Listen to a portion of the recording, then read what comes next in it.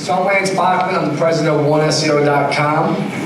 We're a digital agency with about 60 internet marketers right outside of Bucks County here. This is my beautiful family. They're my 3 sons. And I'm here to talk to you about the evolution of SEO, which will also include digital marketing, things like pay-per-click, social media, email marketing, because things definitely have evolved. I give you my background. I was one of the founders of YellowPages.com. So before we get into this, you'll actually remember about 12 years ago, YellowPages.com had more local traffic, people looking for local businesses, than Google did, believe it or not. So we definitely missed the mark on change there, at least to say, right? So let's talk about what SEO was before the internet became out with people going to find local people. So small, mid-sized businesses would use the phone book to advertise, which we still consider pay-per-click, right? But SEO, pay-per-click. People would do direct mail to get their end consumers. People would do a ton of print ads in all different type of places.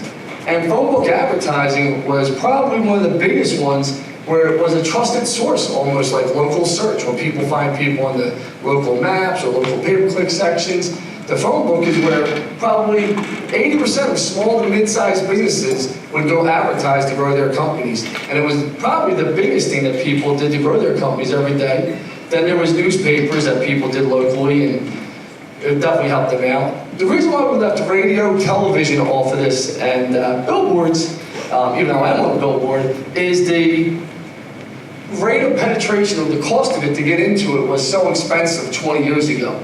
So the average small, mid-sized business couldn't even take billboards out, do radio, do television, because it really wasn't local television ads the way they are now. So it's changed so much where, you know, it was only big companies that were on radio, television, and newspaper, radio and television. So with that change happening so fast, you can get onto a billboard, do local radio very easily, and do local television.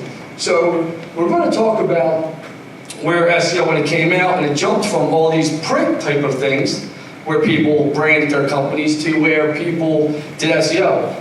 The biggest thing when we started out in SEO, probably 12 years ago, it was all about stuffing keywords on a page. If you had a website, make it key-centric. I mean, if you put 20 times SEO company, national SEO firm on a page, and you built a bunch of links to it and it said national SEO company, there's a very good chance you would rank for that. Then Penguin came out, knocked everybody off, changed it, but that was a great way to rank. There was only desktop search. There was no mobile search whatsoever at that time, so everyone did it by desktop search, and you had to sit down and look for something. What people don't realize is when Google first came out, it was for information. So you might do an HIV paper on it, you might do cancer research, things like that. Then it got really big into local search on desktops. With that being said, well, page sales and meta tags were a big part of it too, but you could actually rank without them, but we put it in there. What does it look like now, SEO? And even though they my company's One SEO digital agency, we would never bring a new client on and probably do SEO by itself. Far and in between. And we'll get into the reasons why, because it's changed so much over the times. And you look at it, the first one is semantics. Most people don't even understand how when you ask a question to Google, and they might give you back an answer without even a keyword that was delivered to the question, to the query. And it's called semantics. And it comes from the knowledge graph. So I might put in Tom Hanks movies, let's say. And it'll give me a list of big, what's the one he was on the island for? Well, it might give me 20 of his movies. But I never actually put the keyword query in there. I might actually use voice command and type HVAC company near me. And it might bring you back your local HVAC company, but it might say air conditioning company. So if you don't understand the knowledge graph is what's behind this, and most people don't even optimize for the knowledge graph. So it gets very difficult to understand that. Mobile search growing fast. I mean, mobile search, as everyone knows, is probably the biggest, fastest growing thing out there. Then you have social media, which makes up a part of a lot of your brand, reputation, being an authority leader. It also is going to help you with your getting seen on Google. They look for social signals, everyone knows that. Outreach. A lot of people think outreach. I heard a question about paid link from Google. And a lot of people just think outreach is about links. Outreach is a big part of link building these days. But it's also a big part of sharing your content, getting other people to post your content for you. I mean, you can also get people to post your blogs, articles. There's a lot of things you can do in the community that people will retweet your tweets by outreaching and building your own network. But links do still count heavily for search engine optimization. Pay-per-click. I was speaking with Bing last week, and I let it out that Google is making their ads on mobile and desktop 50% bigger. It's a beta test. This is going to change drastically how your results come back on your phones. So you gotta understand that. When you're looking for something on your phone, your first 2 ads are gonna be mobile. On your mobile are gonna be pay-per-clicks. If you have 50% more ad text that you can put out there, it's gonna be a big part before you screen down, before you get your first organic one there. Also with customer match, if you guys are familiar with that, you have that, customer targeting. So paid is becoming bigger and bigger. Retargeting is part of the paid campaigns. So we would take almost every client now has to do some type of paid if they come on board with us, just because we know the assisted conversions is one of the biggest pieces people don't realize. People come through an organic search or a paid search, and then they'll come back and they might do a non-branded query and see you again, and then convert into a lead or buy your product. So we know assisted conversions are definitely going to draw down your average cost per conversion, whether it be a lead or an acquisition to e-commerce. Content. This is probably one of the biggest changes you'll see. Content, people want things so much faster these days. I had a conversation with one of our clients the other day, and they don't answer their phones. And they are part of a national physical therapy chain. And they don't answer their phones 9 times out of 10. And I said to the person, I said, why would you not answer your phone? And he goes, we're just too busy. We're too busy. And I said, but they want the information now, don't you? He goes, absolutely. I said, well, why would you let your company have this out there where people aren't getting the information they need?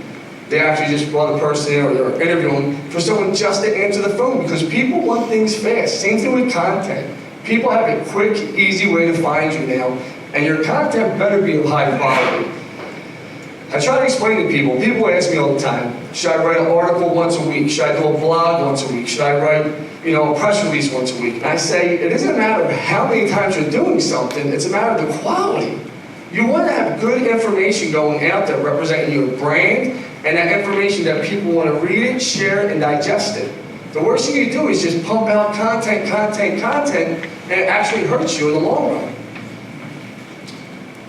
This is the evolution. I put this slide in here because if you look at the typewriter, right, it's where you actually say mask, you use the type things and put it over the wire, and that's how you got your communication. Then it went to word processing, then they put it out over the wire and gave it to you. Then it was almost near instant communication, and when the web came out. It wasn't live time. When it really became live time is when social came out, right? Social came out and someone posted something now, and it's immediately they can put a like to it, a comment to it, they can torch you, right? I mean, so, and the one thing I do love about the live time part of our lives now, I tell people this, it makes companies more responsible for their actions. Even though companies, small, mid, and large, sometimes don't think they have to, you definitely 100% have to be responsible for your actions because people will torch you online. Integrated web. We talk about this all the time. It's everything you're doing.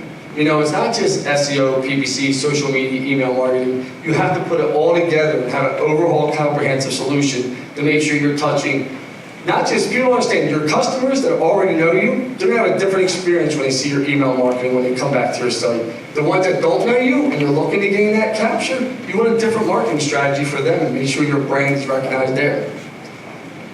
This is where I truly believe it is going. I really believe you're going to see everything be wearables and voice command. You're going to see things like Echo.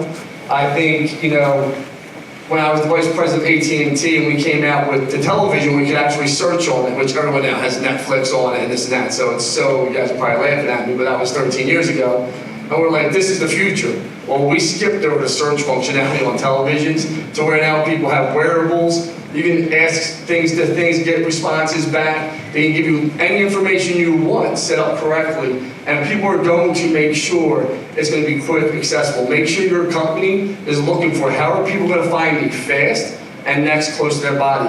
I saw a stat, the average person, even myself, don't let their phone away from them for more than a foot and a half, and they touch it an average of 165 times a day. So think about that. People want information quick. These wearables, voice, are going to be the future.